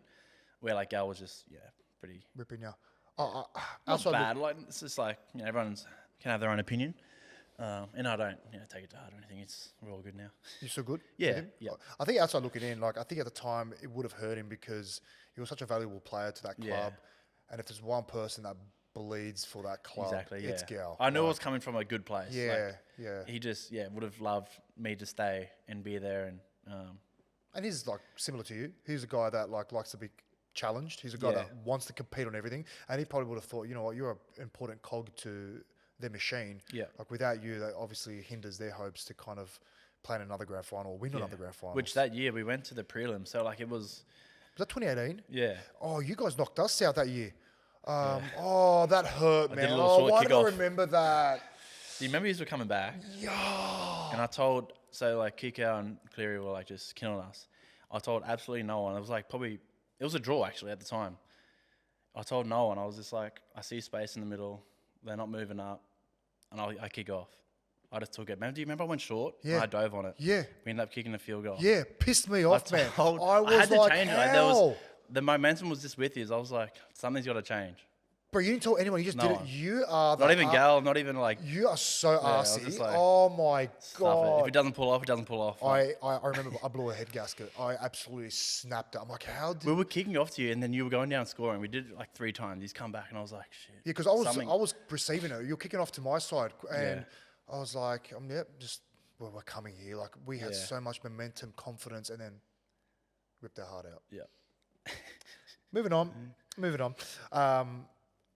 So you go back to the Cowboys. How would you summarize your last 5 years there? Like, do you put it down to more like the transition, like going to the NFL and then coming back? Obviously, the game has changed. Oh yeah. So round 2, when COVID kind of hit, and we had that like month off or however long it was, and then the game changed, the rules changed, 7 again, 6 again tackle.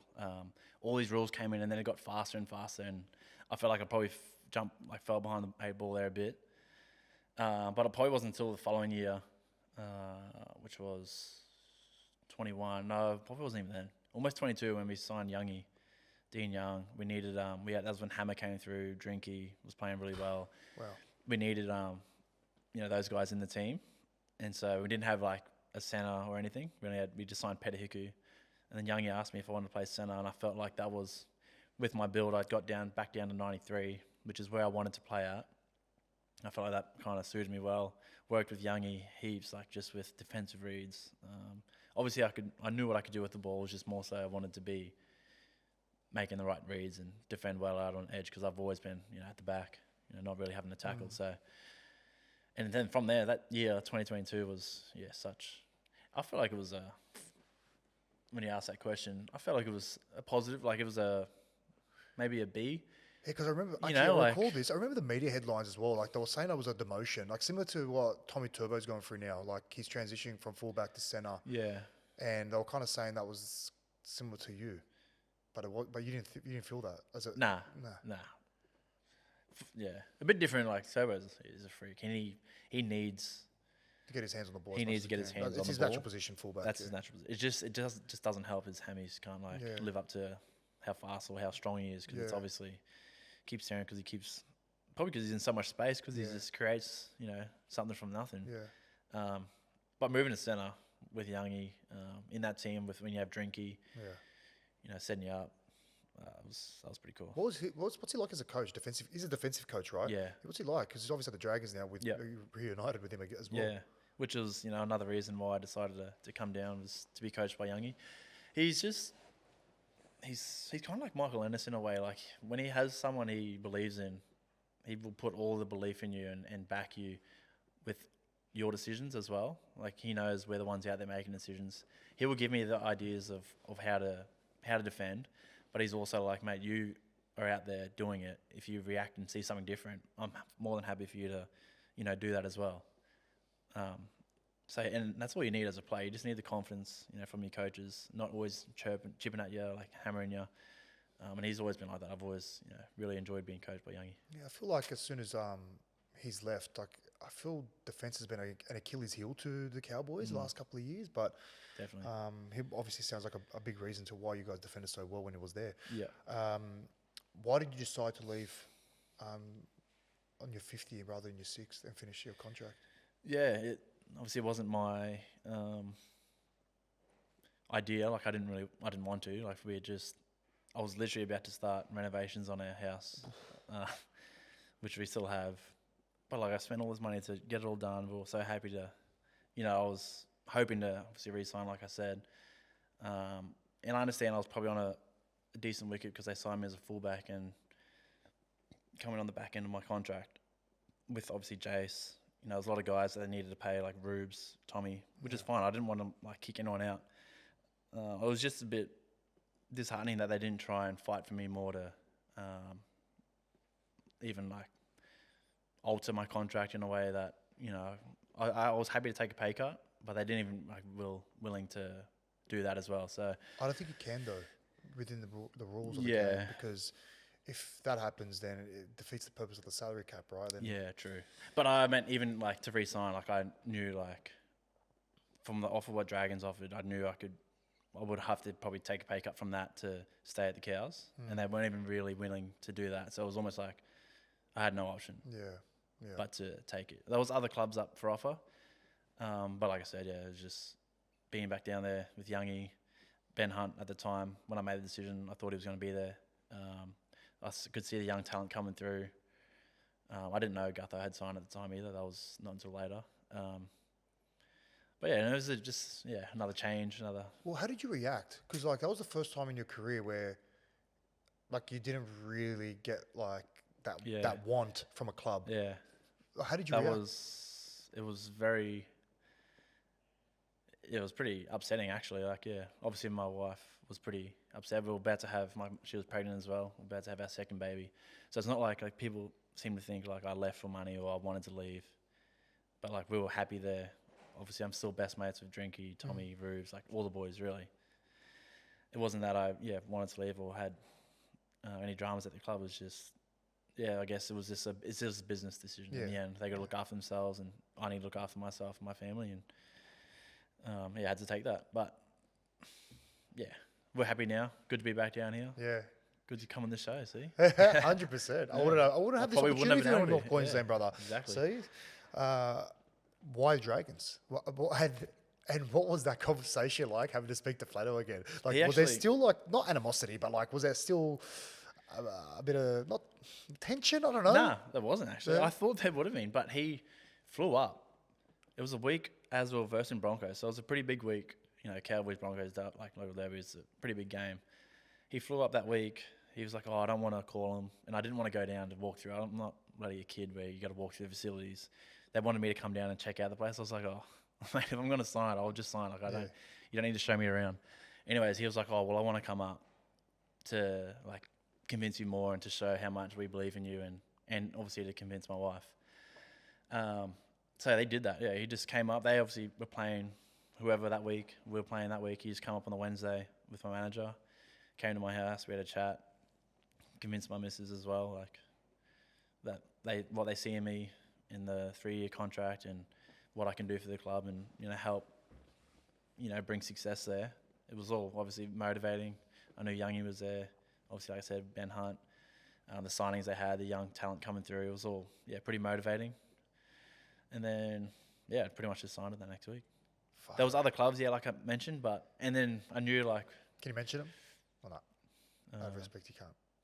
Oh, I can. It was like Tigers were keen. I spoke to Benji, Bulldogs. Wow. I spoke with Gus and a couple others, but I probably was only going to go either. Well, yeah, 3 clubs that were potentially not. Yeah, they were in rebuilds. They were in rebuilds. So like, yeah, was Shane Flanagan the reason why you signed with the Dragons? If it wasn't for Shane, do you reckon you would have been for someone? Felt like he'd done a good job he came. He'd made the effort to come fly up to Townsville on a week where they were playing, and he had a lot on his mind. Just to show that how much he wanted me there to do that, I thought that was pretty special, and he probably knew he more so had to convince Talia instead of me. But and then since that, she was happy with that. We got to move back to Cronulla, which we have old friends here to catch up with, and it's a beautiful spot. What makes him a good coach? I can't get a read on him, mate. He's good at. I'll give him credit there. He's good at getting a team together,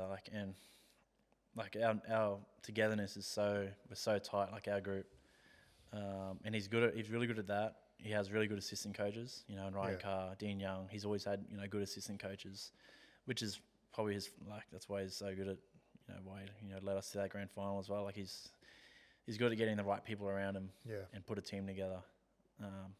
Obviously, we're probably missing a couple more pieces, which hopefully we can get in the near future. But I'm really excited. Like you see the 2 weeks we've had. Yeah, well, it's not a fluke that we've had 10 guys out injured. Like I've been out. We've got 2 couchies out. We've got some injuries. We beat Canberra at full strength. Pretty much beat Sharks at full strength.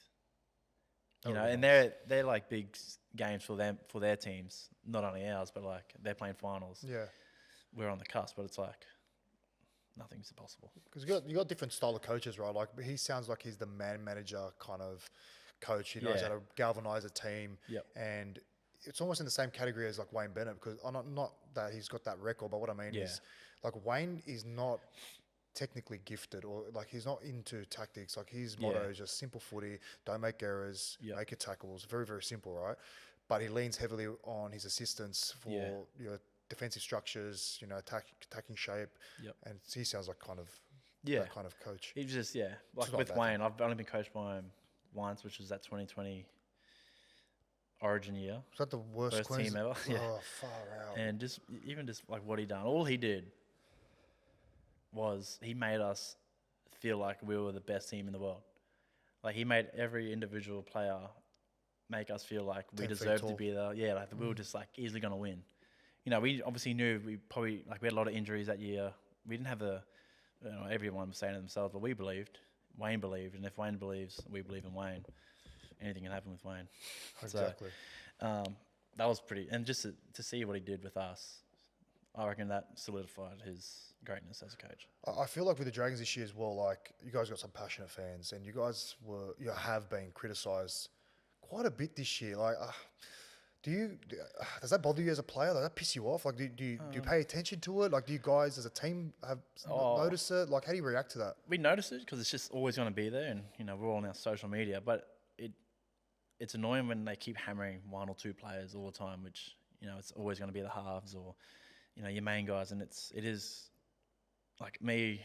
I'm a bit older where I can cop it and just move on from it. Like people always have something to say, but our young players, like our young halves, like Kyle and Lockie, even Lockie Elias, like just the way they have had to cop it from not only the fans but commentators and people who have a voice in the NRL. It would be hard. That's what I mean. Like our group is that close. We all stick together. 100%. Because as a teammate, you're protective of them, man. Like if I saw my teammate getting rubbished by fans or commentators, I'm like, man, my natural reaction is get your arm over him. Like, mate, we're here for you. Which is what we've been good at. Gutho's really, really good at it. Cookie, our older boys, Jack DeBallins. Yeah, that's why I love coming down and training, being with our group. Yeah, it's a good bunch of boys. Yeah, like I feel like there's a way to react. Like there has to be an element of, like they're doing it for clicks as well. You know what I mean? Like if you really care, like. Yep. Mate, you go to week in, week out to every single game, and you make sure like you're there to support your team when they lose. You're there to support them when they win. And like I think it's just unjust where everyone makes mistakes. Yeah, it's not like players are going out there to have their worst game ever. You know what I mean? Like it's just I can't understand it because I don't either. if you're going to attack one player, you best believe that player will have the support of the whole playing group, and you'll be offside with the whole team. Like that's how I see it anyway. Definitely. The other question I wanted to ask you, I completely went off track, is look, you had a fucking pretty good Origin win this year. Like you guys lost game 1 in Suncorp, back-to-back games in Suncorp, and then you've galvanised and got together and pulled off one of the greatest comebacks in Origin history. And on top of that, like your coach Billy had so much pressure on his shoulders, like to kind of make something of this series, especially after game 1. How did you guys put it together? Yeah. Well, obviously when he decided to, not go with Ches, who obviously was our captain for, how long? Like the last 7, since 2017, really, or 18. Which is massive. He's done so much for. Bro, there were so many big calls. NRL, for Queensland, just for the game. That was massive calls, and then put obviously Tommy Dearden in at half. He moved me to centre. Like in all 3 games, I played 3 different positions, both myself and Hammer. And we just backed him. We just backed his decision because there's no going back. It's just whether people agreed with it or not. We all backed him, and that's one thing about Billy. Like he's pretty smart. Like he's very detailed. Like he's always been detailed as a player. I've witnessed that, but as a coach, he's like he knows what he's doing. And obviously, there's selectors there that will help select as well and have their opinion. But when Bill makes a decision, and even the decision to put Paddy to the bench, someone else, I forget, but to bring like a good energy, which like we needed that because their bench was, was pretty good. It was hard to like match their energy coming off. And all we needed is like, and then when he brings Pups in game 3, like just the decisions he made was very. But they're not small decisions. No, like they were massive decisions. Like you said yourself, he moved you around quite a bit, moved Hammer around. I think he switched Xavier to the other wing to combat, I'm assuming, Zach's aerial threat. He drops Ches, the captain of the Queen, but he drops him game 2 after losing game 1. Yeah, like gave him like obviously the respect and the chance to be there, even though we lost last year. I think that's actually a harder decision. Like I feel like dropping him for game 2 is actually harder than not having him, especially losing at Suncorp. It's a that's lot what of I'm pressure. saying. Yeah. You know what I mean? And then bring back Papa for game 3. Puts Carrigan on the bench. He brings back Kurt Capewell. Yes. He brings in Kurt Mann, one of the oldest debutants ever. Mate, like crazy, hey. And he's win. Like and you're in playing Perth where we've never won, and it's always pretty hard. Like game 2, like they want to win it. Obviously, like we both want to win it, but it's just like. For me, that is one of the greatest Origin wins ever in Queensland's history. For me personally, and that's coming from game 3 or 2. No, sorry, Origin series wins. Series, yeah. For me, that's and it hurts me to say it from a New South Welshman because, the odds were stacked up against you. Yeah, especially with like you mentioned, the changes we made, the positional changes. Confidence as well. Yeah. Like you lost a massive game in the side of last year. You lose again back-to-back games at Suncorp. But there's there's just thinking of the psychological element just there. Like we only got we play in Origin. You only got 3 games, right? Every game's like a grand final. Yeah. Plus the media pressure, the fan pressure.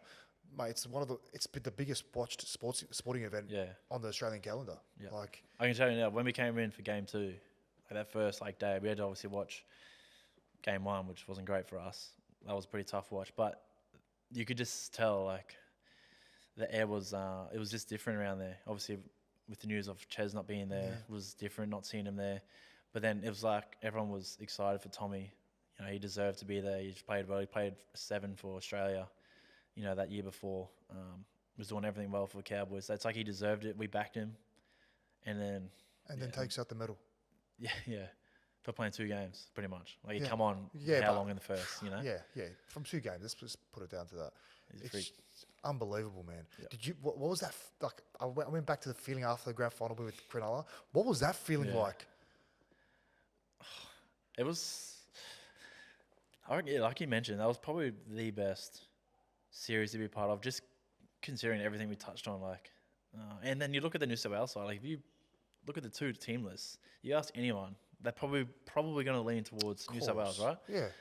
And just to defy those odds, and with guys coming in, Tommy, it's massive. Like, and then with Munster, losing his old man, it was. Oh my God, I forgot about that. How can I forget about that? Yeah. Like massive moments. It was just. When I saw that, I was going to ask you that later, but when I saw it happen, like obviously my condolences to Money and his family, but like also the fact that he still stuck around. Yeah. Bro, like if I was a teammate of that, but I'm getting emotional thinking about it. Like I would go to war for that bloke. Yeah. I would put everything on the line. I'll put my life at stake for this guy. Like the sacrifice. Wow. Yeah. How did you feel as a teammate? Oh, I literally called my dad like straight away. So once Bill kind of told us the news, and he gave him all the time in the world. He's like, and he told Bill, he's like, I'm playing this third game. I don't care what you say, I'm playing. Yeah. And Bill's like, okay, we've got that sorted. Go home, go see your family, go see your mum, check up on everyone, and you can come back for Captain's Run. He did that, came back, and it's like he never left. When he came back in Captain's Run, he's still like, running around with a smile on his face, Wow. as he always does. Like he's chirpy self. And then when we seen him there, we was like, he's different. Like there's not many people that could do that after losing, pretty much your idol in life. But yeah, like I touched on, I called my dad straight away just to call. I just wanted to hear his voice, and because obviously I'm not there anymore in Townsville and I don't see him as much. It did really hit home for a lot of us boys, obviously, just as it would, because it just happened out of nowhere. He wasn't, crook, I don't think, and it just was very unfortunate. And then from that, just when Bill told us that all he thought about was he wants to play Game 3 with us. It the room just lit up, because obviously Bill's pretty emotional. You can tell by the way he cares for his state and his players and this team. Like he was almost crying as well, telling us, because he went through a bit of stuff at the start of the year as well. So it hit home with him, and we're all pretty much everyone was almost in tears. And it was pretty emotional last few days then coming to Sydney in enemy territory, which it was just crazy. That's probably why it tops it off as one of the greatest probably series wins, just with everything that happened throughout the 3 games was crazy. Watching it live and seeing the aftermath after, like once the final whistle blew, and just seeing like all you guys console him, get around him. I'm getting emotional. Why am I getting emotional? Seeing you guys console him, getting around him, seeing how I've never seen Money emotional like that in my life. Neither.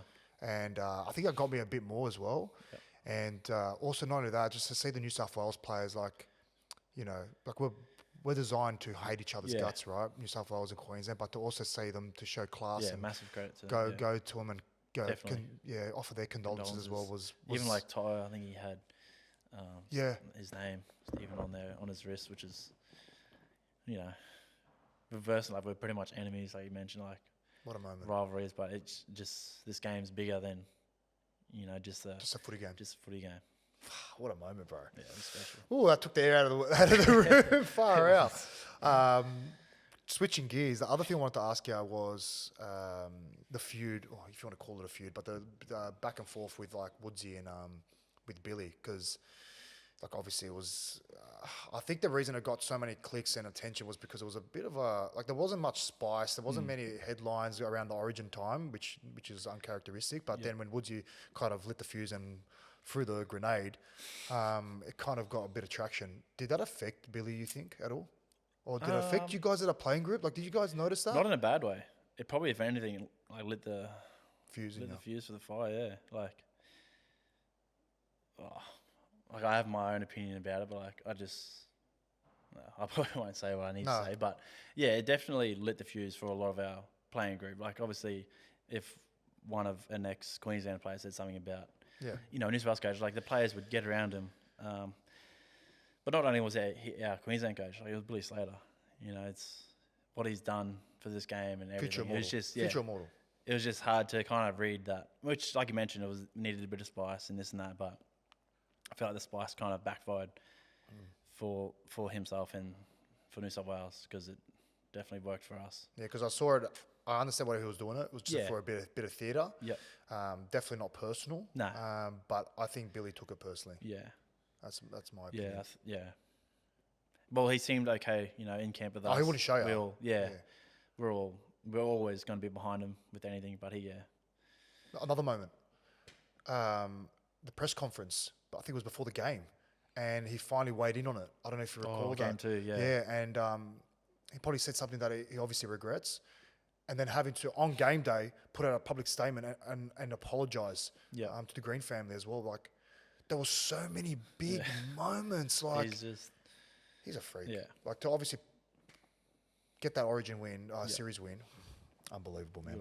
Unbelievable. I want to ask you one thing before we conclude is, like, when all the dust is settled and once you've hung them up, like, what do you want to be proudest of in your career?